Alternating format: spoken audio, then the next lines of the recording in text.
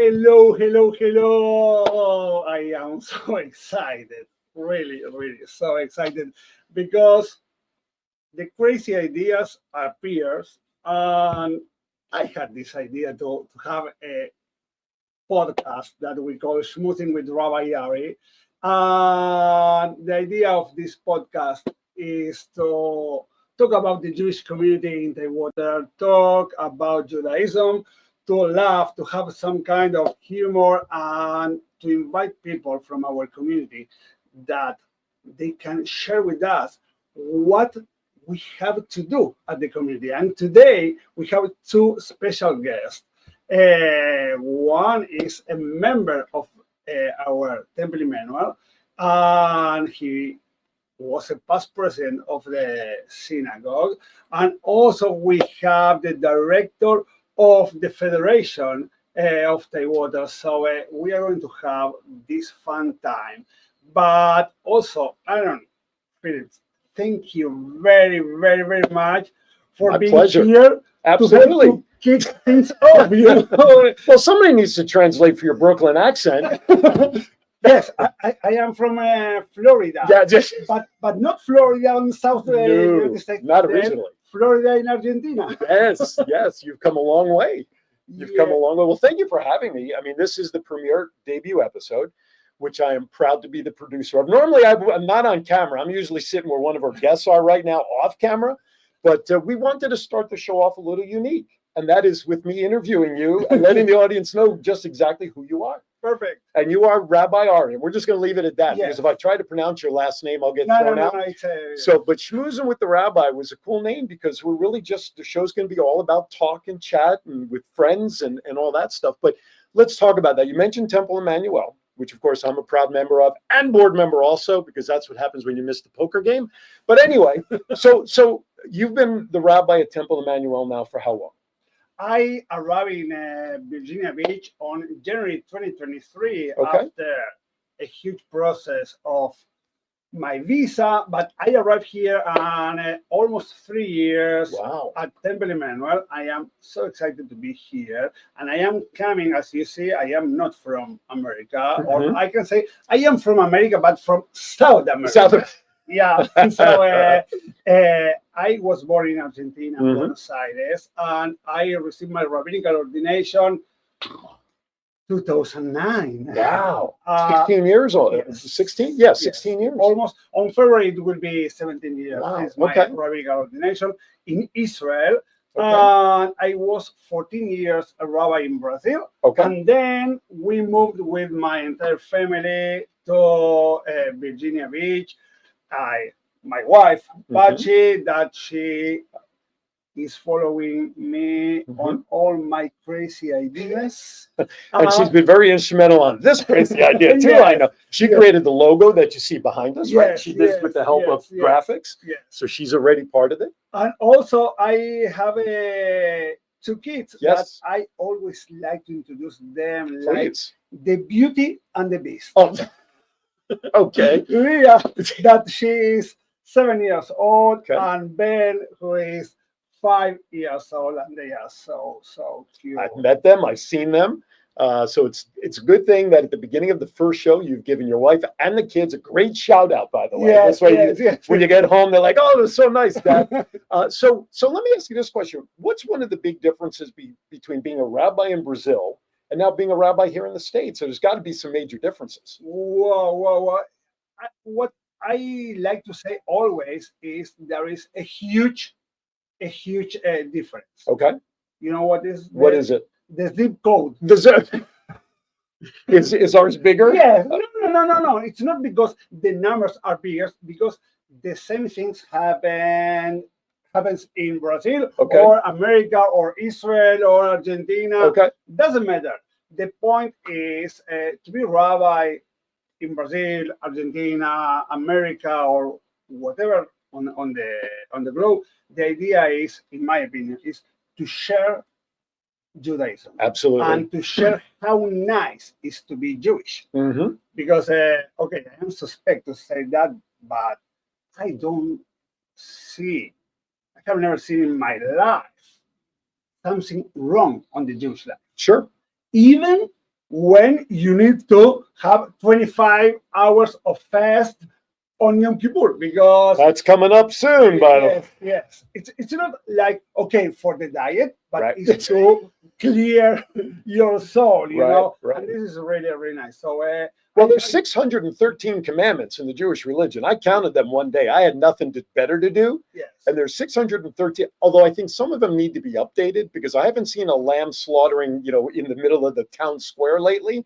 But there's a lot of, the Jewish religion is a very symbolic religion for everything that we have for our long history. Yes,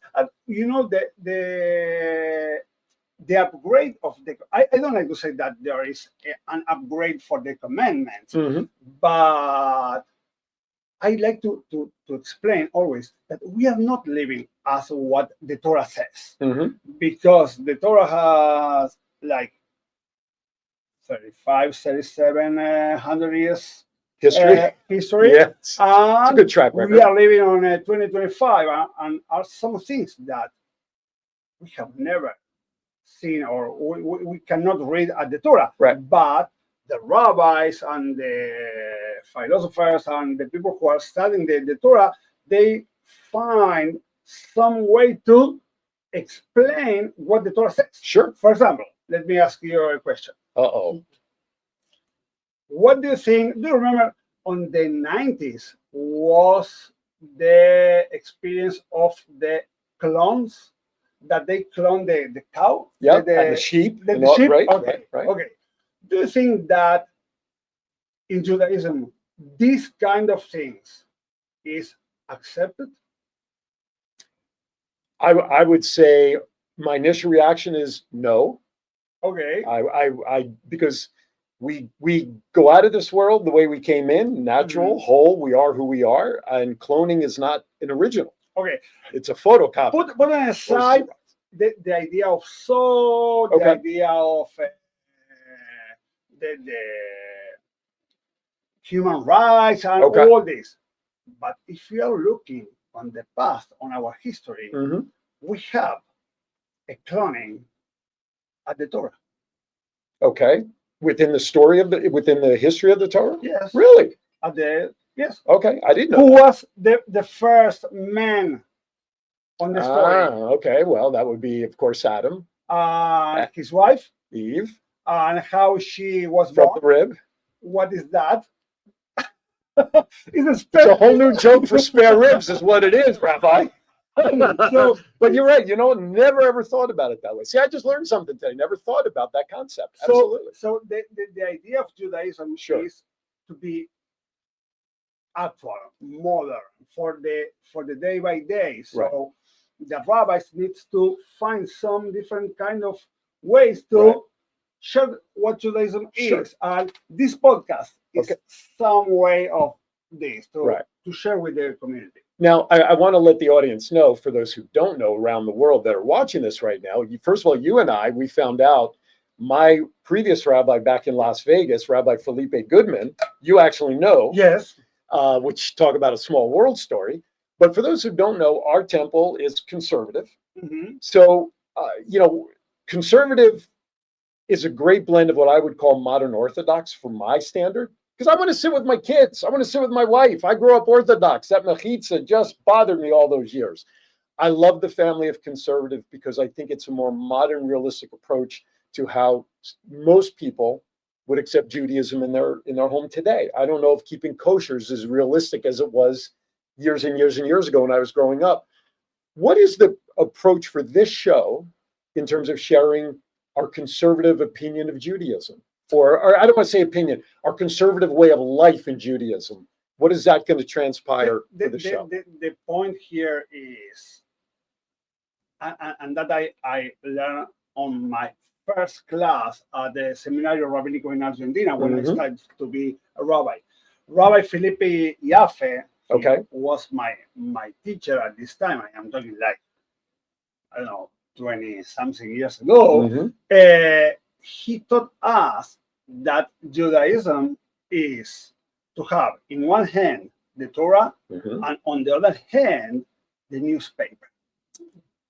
And we need to combine this. So this is what conservative Judaism is. Right. To have both. Balance.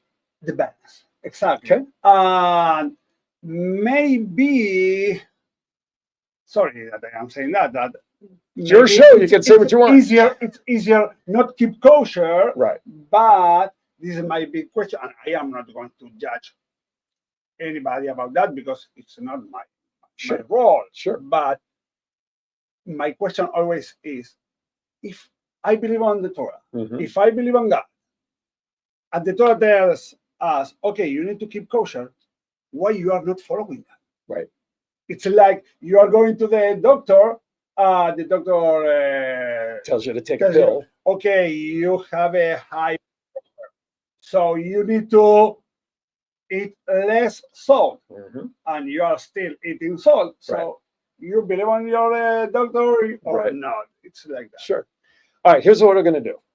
Okay, I'm going to take control of the show for about 30 seconds, and I'm going to tell you that these people did not come on to hear me blabber with you. You've got two great guests that you have slated. So what I'd like to do is let's go to break a little early, so John is ready in Vegas, and this way during the break, I'll get out of the way, and you can start the best part of the show, and that's with your guests. How's that sound? Perfect. All right, you're watching Shmoozin with Rabbi Ari all over the network. I'm Aaron Phillips, and I'm going to disappear for the rest of the show because we got some great guests. Rabbi, thank you for allowing me to open up for you. John, take it away, John.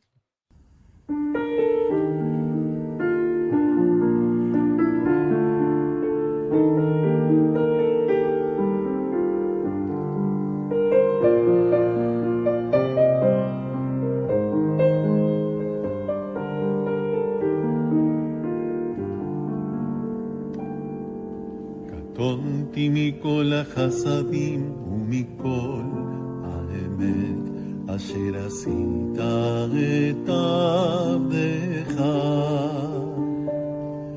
קטונתי מכל החסדים ומכל האמת אשר עשית את עבדך. קטונתי מכל החסדים ומכל האמת אשר עשית את עבדך. אני קטונתי מכל החסדים ומכל האמת אשר עשית את עבדך. כי במקלי עברתי את הירדן, אתה איתי לשני מחנות, הצילני נא, הצילני נא, הצילני נא. כי במקלי עברתי את הירדן, אתה איתי לשני מחנות, הצילני נא, הצילני נא, הצילני נא. כי בחסדך גדול עליי, כי בחסדך גדול עליי. Hello, we are back, and now I have the huge privilege to be with my friend, Dr. Morris Elstein. He is a huge doctor, and not also a doctor, he's a moel. He is making many circumcision. How long are you a moel? Since 1992. Whoa, it's like yesterday.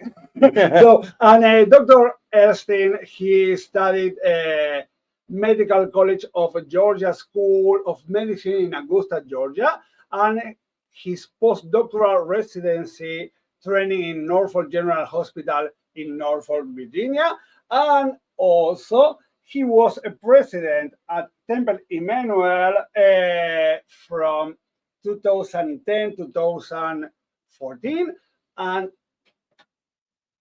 also it's not only a past president, he's a shaliach tzibur, he's helping at the tefillah at our temple, and also with the Torah, the Haftorah, and many times helping with the sermons also. So Morris, very welcome. It's a pleasure to have you here on my first show. So thank you very much. You know that I like you very much.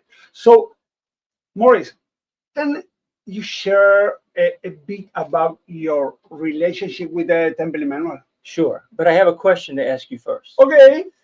So how many languages do you speak? Uh, Speak. This is a good question because, okay, I speak Spanish, I speak Hebrew, I speak Portuguese, and I am trying to speak English too. Well, that was my point. Because you do speak the universal language, which is broken English. And we love that because it just it's so endearing to hear you talk and speak in the synagogue. Thank you. So I think everyone loves to listen to your sermons and what you have to share and say. Thank you very much. So as I asked you, you have been at the Temple Emmanuel. You are connected to Temple Emmanuel for a while, right? Yes. So I've been a member at Temple Emmanuel since 1981. And, you know, when I came, I had been a member of the Orthodox Synagogue in Norfolk. And it was my first time at the Conservative Synagogue in Virginia Beach. And what took me back was there was a woman sitting on the bema, which I had never seen before. Oh my gosh. And she had a fabulous voice, and everyone participated and sang. And it was my first introduction to egalitarianism. And it was absolutely wonderful. And I wouldn't go back any other way. Egalitarianism is where it's at, in my opinion, in Jewish life. Mm-hmm. And since that time, I've sat on the board for many, many years. I've held every office in the synagogue except for the treasurer. Mm-hmm. I've actually been the rabbi there twice at 2 different times for a year each between rabbis. And so I've been very much involved with the synagogue. And as I'm fond to say to new members, that if you want to be involved in synagogue life and participate, this is your synagogue. Mm-hmm. Because anything you want to do, you can do it. Yeah, this is amazing. You know, let me tell you about the members. As I told to Aaron, since the last 3 years being here, the temple really grows because we have now like 120 members, something like that, and we are very excited. Okay, we hope we will continue growing. So tell me, from your perspective, if you need to say the mission of Temple Emmanuel, what is, on your perspective? Yes. So I would say the mission of Temple Emmanuel is to bring spirit of Judaism to our community. And part of that is to get people involved with Judaism and the synagogue. Judaism happens to be a community type of religion. And without that community, people are lost. I mean, it's not going out by yourself. And through the synagogue and the people that I have met at the synagogue, I have a family of choice that is actually stronger than my family of origin.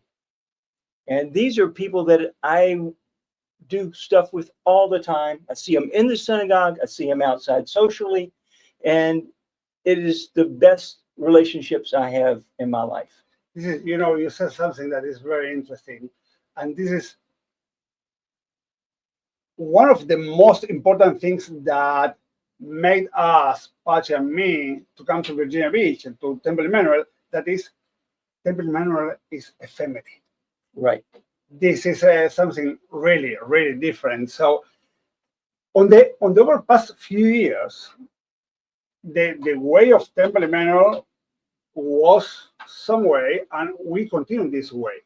What do you think that made this path for Temple Emmanuel? What is the key that to tell to the audience how Temple Emmanuel went on the history on the last years to be where we are now? Yeah.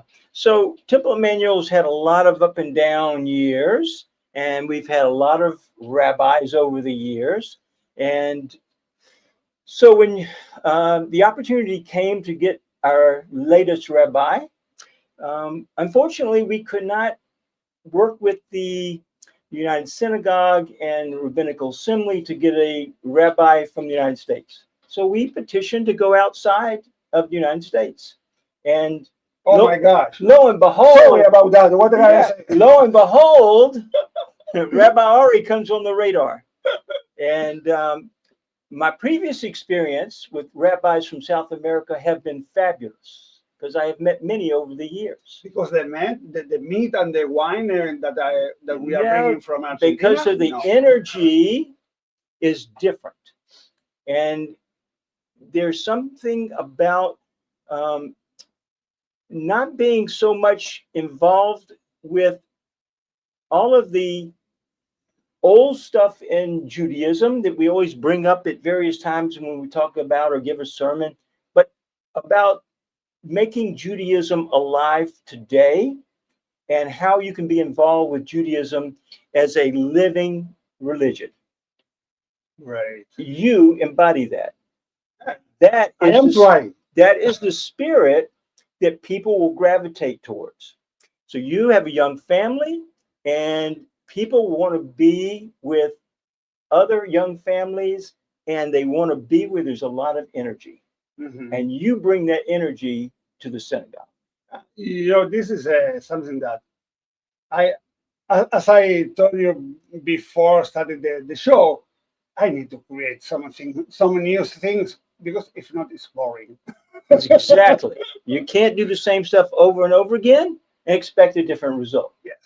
Yes. And this is a new age and a new trend. And if this brings people into the synagogue or closer to their religious activities, wonderful. Mm-hmm. This is just another media mode to do it. Mm-hmm. And you know what? Talking about this kind of activities and challenges, I have an idea that always you can try. And if this idea doesn't work, okay, you can change. Right. Because we are talking about the desires, the wishes of our members. And this is really, really interesting. And let me ask you something else about do you think that, or let me re-ask the question. What do you think that are the challenges that they need to go ahead?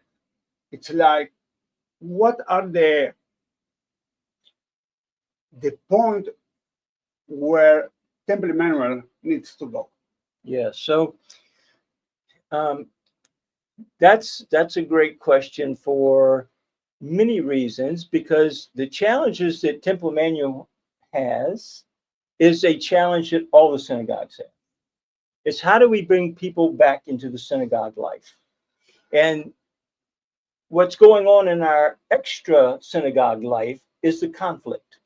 So, if I tell you that when I was in Hebrew school, I went 4 days a week to Hebrew school, Shabbat services and Sunday school, people today would be flabbergasted. I mean, we're lucky we can get children there once a week to Hebrew school, and maybe Sunday and maybe Shabbat.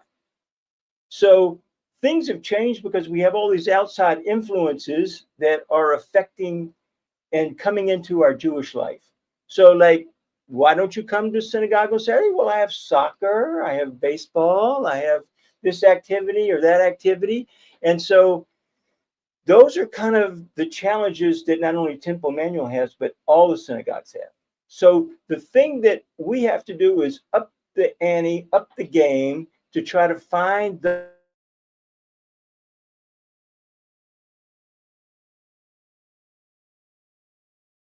or you come Saturday morning, or to our special Havdalah services at the beach, or whatever you like to do. We need to have those things available for people and get it out there so that they can take part in whatever they want to take part in and be part of this community.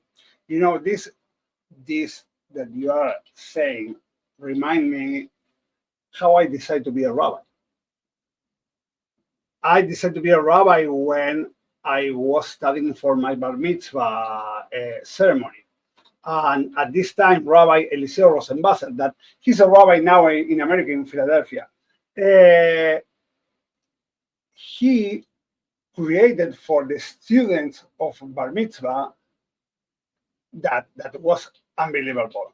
You need to come to the service Saturday morning, and after service, after the kiddush, let's play football, like soccer, not football that you are playing here. Right.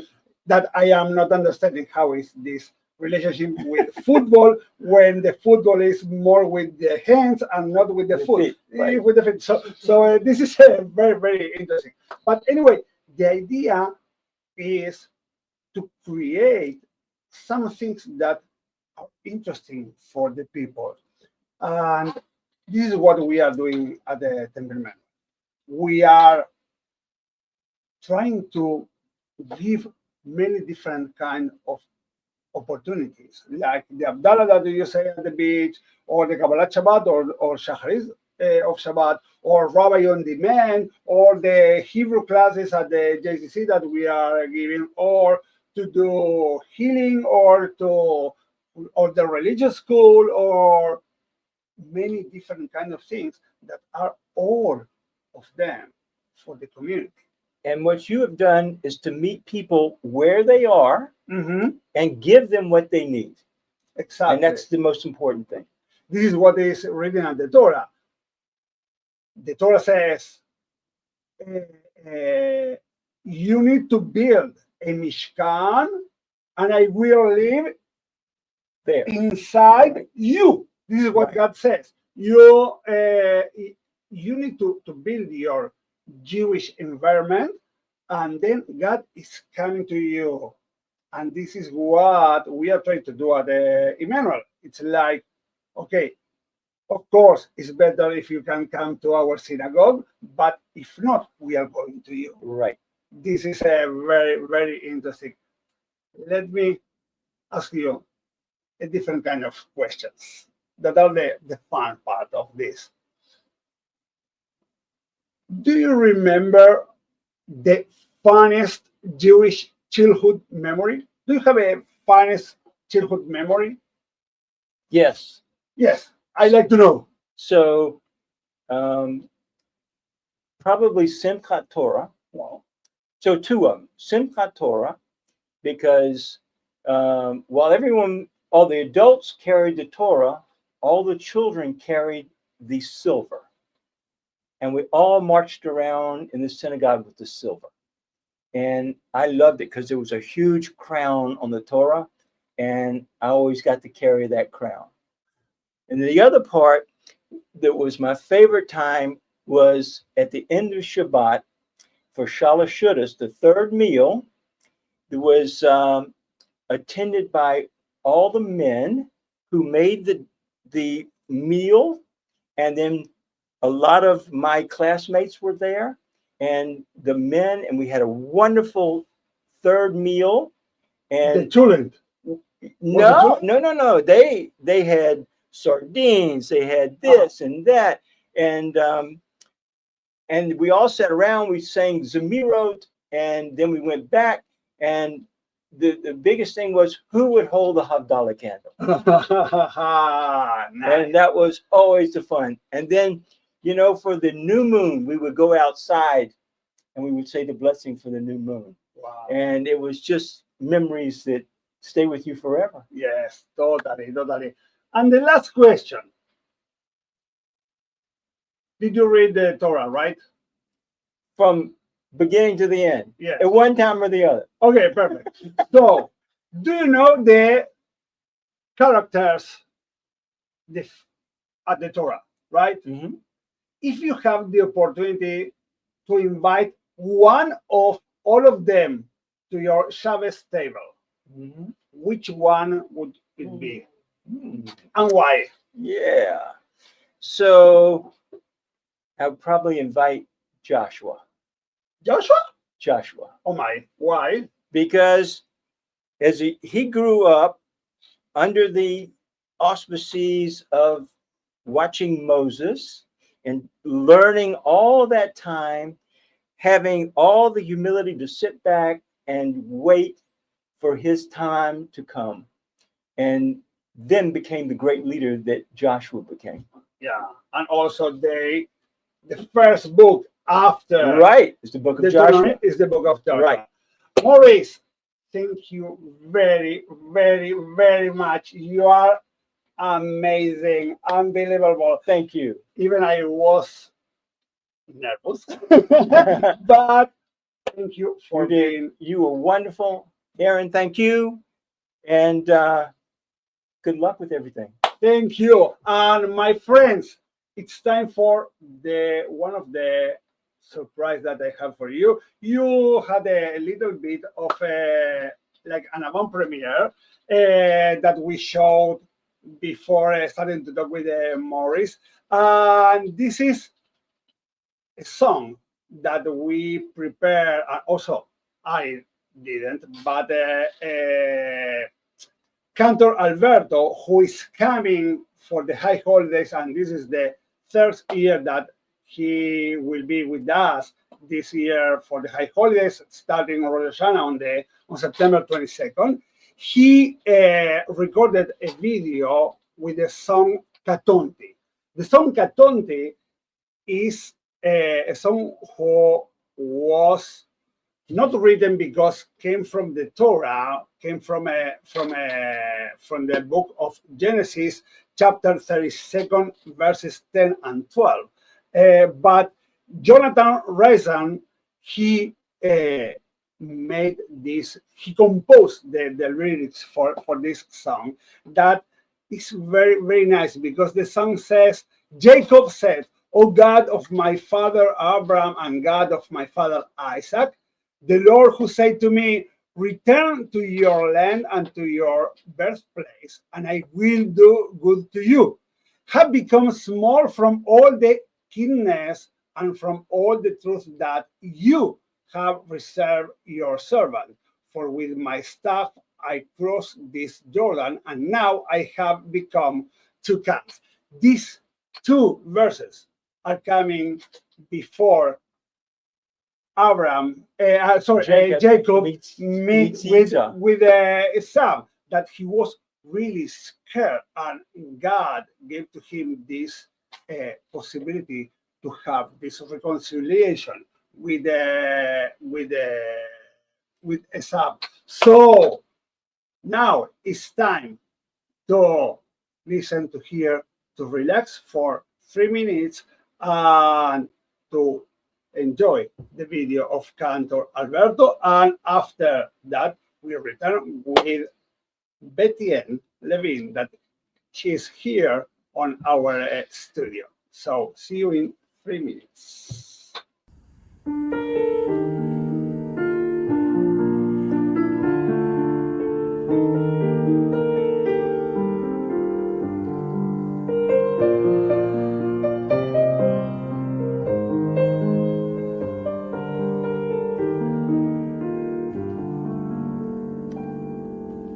קטונתי מכל החסדים ומכל האמת אשר עשית את עבדך. קטונתי מכל החסדים ומכל האמת אשר עשית את עבדך. קטונתי מכל החסדים ומכל האמת אשר עשית את עבדך. אני קטונתי מכל החסדים ומכל האמת אשר עשית את עבדך. כי במקלי עברתי את הירדן, אתה איתי לשני מחנות, הצילני נא, הצילני נא, הצילני נא. כי במקלי עברתי את הירדן, אתה איתי לשני מחנות, הצילני נא, הצילני נא, הצילני נא. כי בך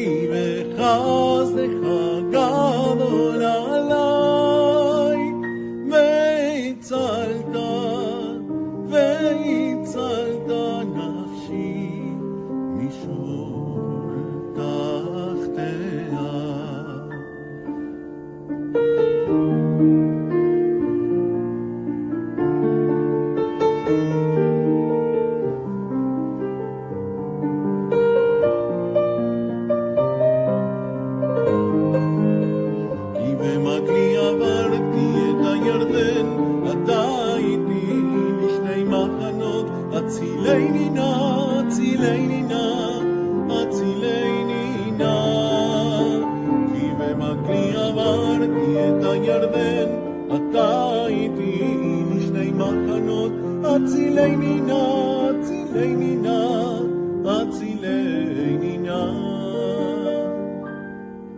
קטונתי מכל החסדים ומכל האמת.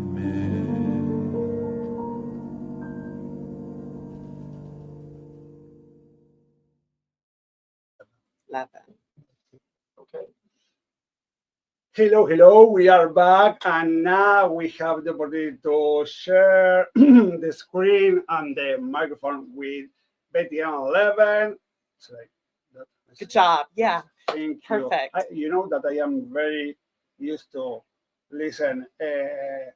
Oli Zaleski, I have a very fun story about my last name. I was at the beach in Porto Alegre, and we ordered.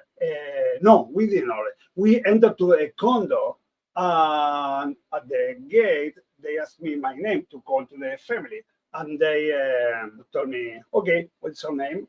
Ari. Ari? No, Ari. Ah, Ari. Yes, Ari. Okay. What do you and your last name Olishevsky. Oli what? Olishevsky. Oli what? Olivares. Ah, okay. Ari Olivares. That is a very common last name. So this was really, really fun at this time. So we have here with Betty and Leven. She's a native of Norfolk, Virginia. She studied communication studied from Virginia Tech, right? And Master of Healthcare Administration at the University of North Carolina, right? Yes, Chapel Hill. Exactly. And in September 2003, you started to join Jewish Family Service of Tidewater as its executive director and later CEO.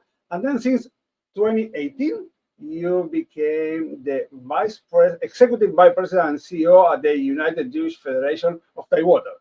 Correct. So I started when I was 10 with all of this. Okay, yes, clearly. Of course. And also, she is married with Scott and mother to two teenagers, Sam and Julia. Also, the Beauty and the Beast, or depends on the day.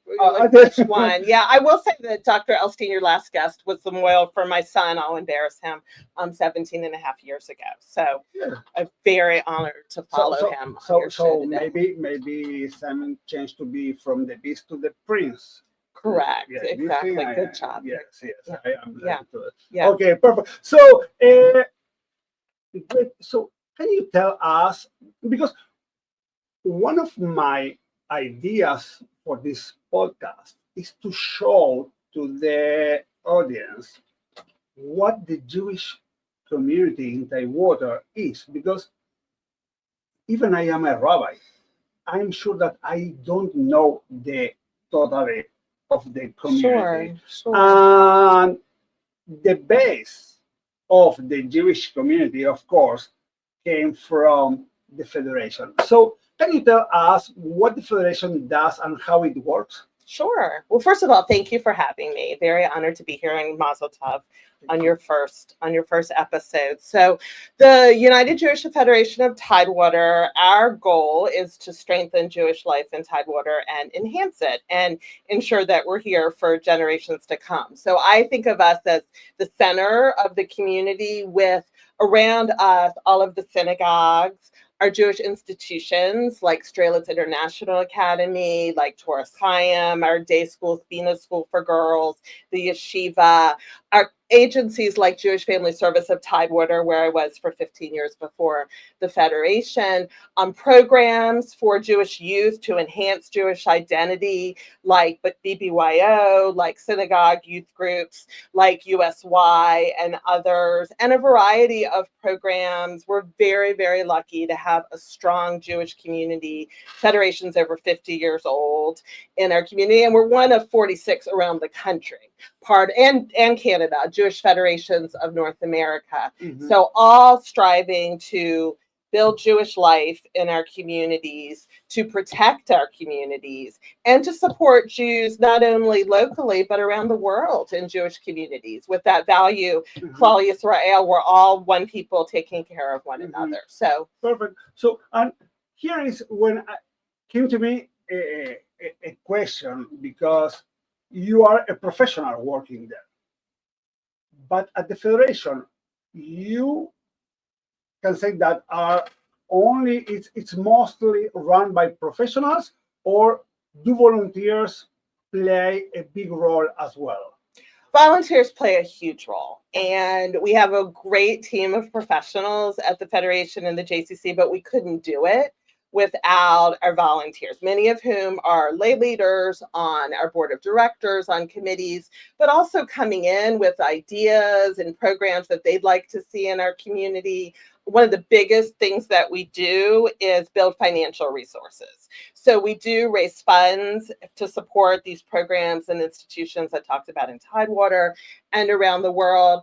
And we could not do that without volunteers who have those relationships, talking to members of our Jewish community about what we need, how do we make sure that we're here for generations to come. So they play a very key role. Perfect. And if someone of the audience like to be a volunteer, what they need to do? Well, they can call me at the Federation, 965-6100. Go to our website, jewishva.org, and talk to any of our great team. You can see on there the different opportunities to get involved. So we'd love to have you. I mean, that's what we need. We need people coming forward. How can I play a role in strengthening and building our Jewish community? Perfect. This is very, very, very important, because if you are part of the Jewish community, the Judaism is one of the most important mitzvot that we have, the commandments, is the tzedakah, but not tzedakah just to help with money, right, for who is in needs. It's like, hey, we are family, so we need to help each other, and this is very, very important. So if you like to be a volunteer, please call to BDN, and also you can enter to the website or the Facebook page. And also, let me tell you, please follow us on Facebook and follow us on YouTube, that you are going to know that when the shows are coming. With great technology, we have the website crawling at the bottom of the screen right now. Perfect. And I will have a scroll up for Shmoozin with Rabbi Ari for people to access. The magic. Thank you, Aaron. Technology. Thank you. So here is when I have a question, because looking to the Jewish community of Tidewater, and how we can describe this community on your thoughts. If you are going to, you are on a mission going to Argentina. Ironically, we're talking about that. So. Okay, so and you need to introduce the Jewish community of Tidewater. What are you going to say today?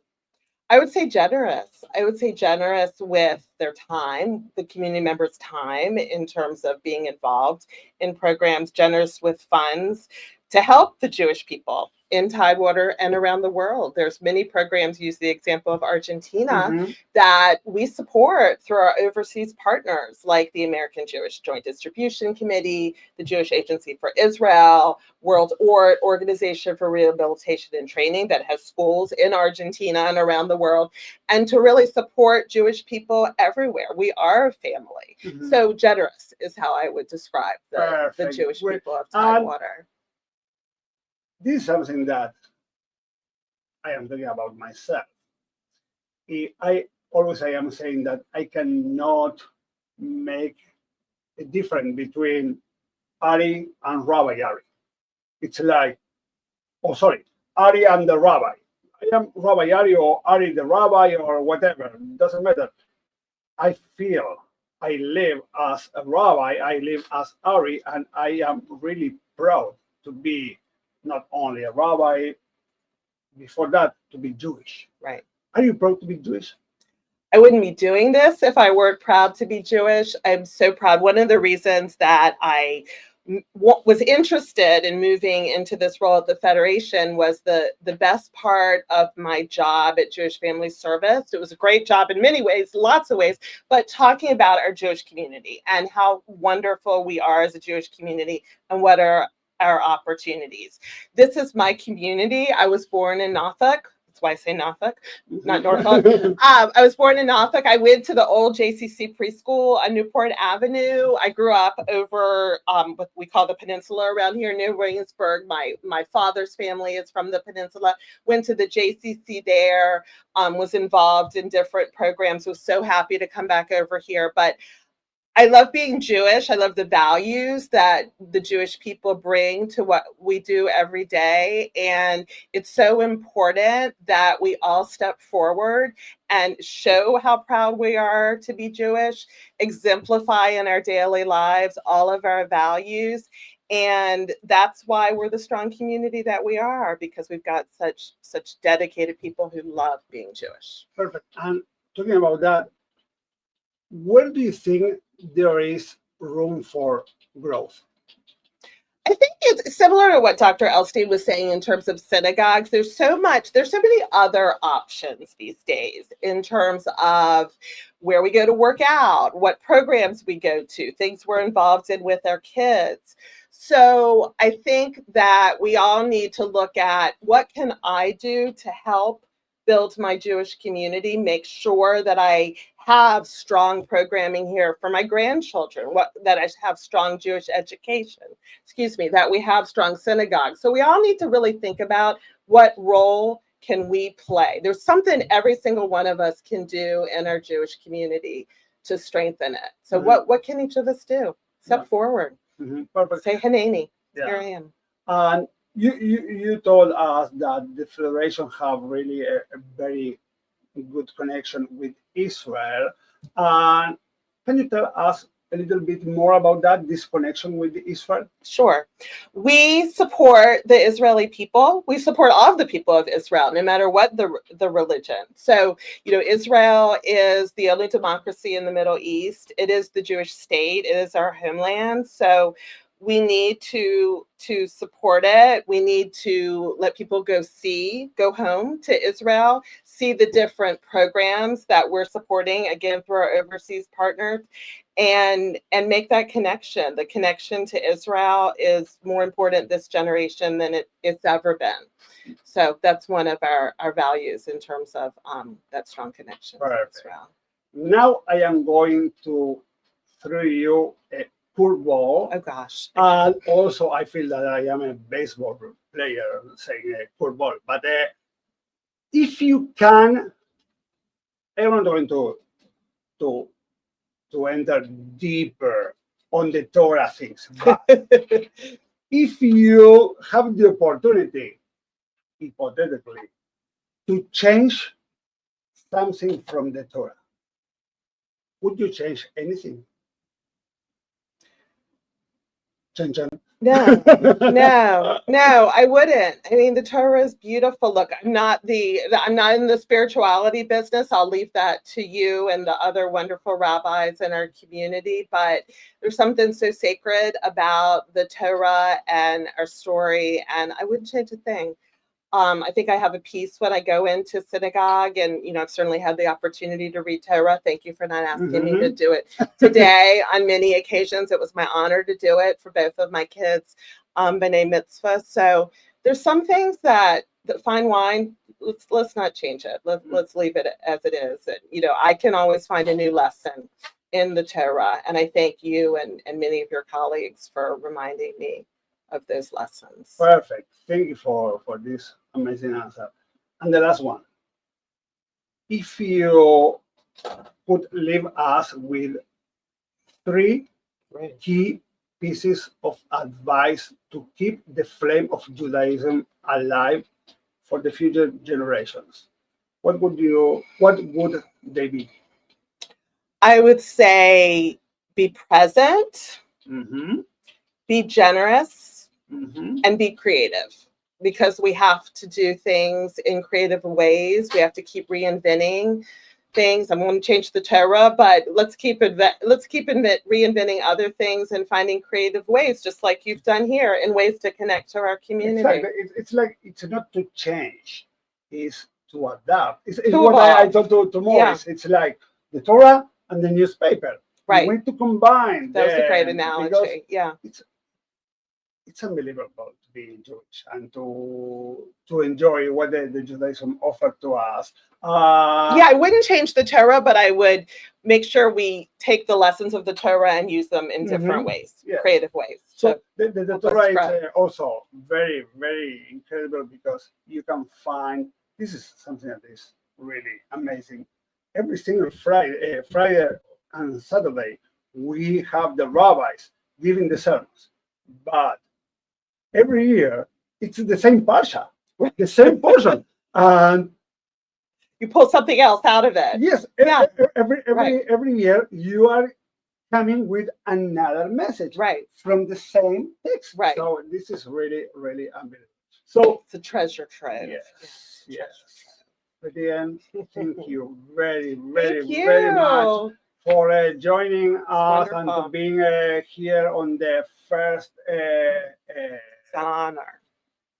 For the first episode, for our first show. So thank you very, very much. And we are going to meet many times at the Federation, of course. And thank you very, very much. So my friends, I can't understand how the time flies, because let me be honest with you, before starting, I was extremely nervous. Even I was, and I am excited for this first podcast. But anyway, it's like 10:52. We are closing our first show, and I like first to say thank you to our incredible guest, Morris Elstein and Betty N. Levin. Yes, I did, for sharing their time and wisdom.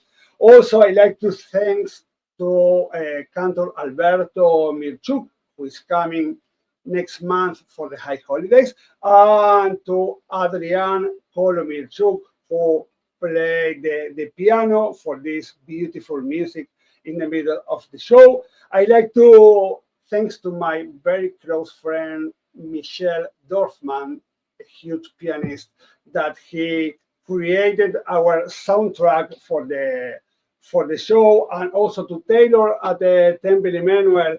She helped a lot to spread the word about this podcast, and also to Aaron Phillips here at the studio, and John in Las Vegas. Thank you very, very, very much for making the set come alive.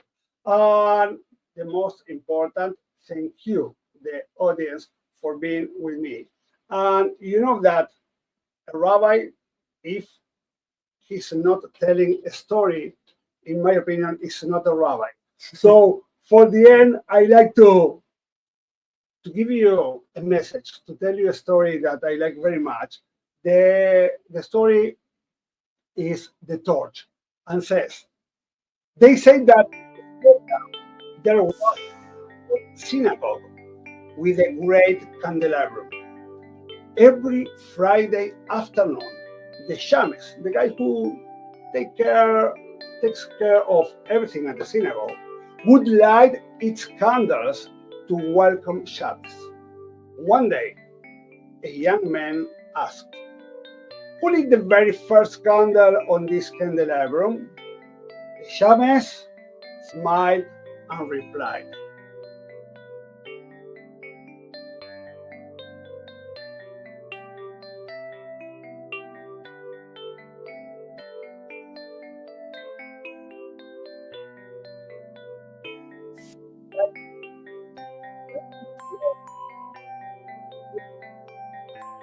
but from all the hands and hearts that came before. The young man looked at the candles and understood. His task was not to be the only bearer of light, but to make sure the torch would never go out.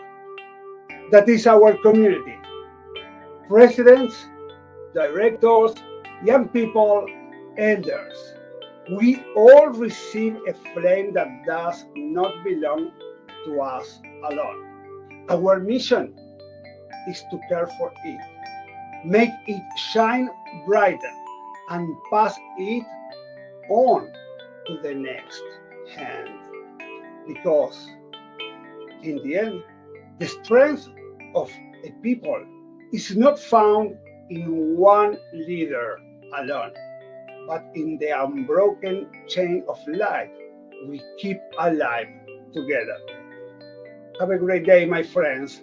We'll see you soon. See you next Thursday, September 11th, 10 a.m. East, here on our channel on YouTube and Facebook. And I hope you will be with us with the next podcast, Shmoozin with Rabbi Ari. I really appreciate that you were with us. Thank you very, very, very much. And see you soon. A little. Bye.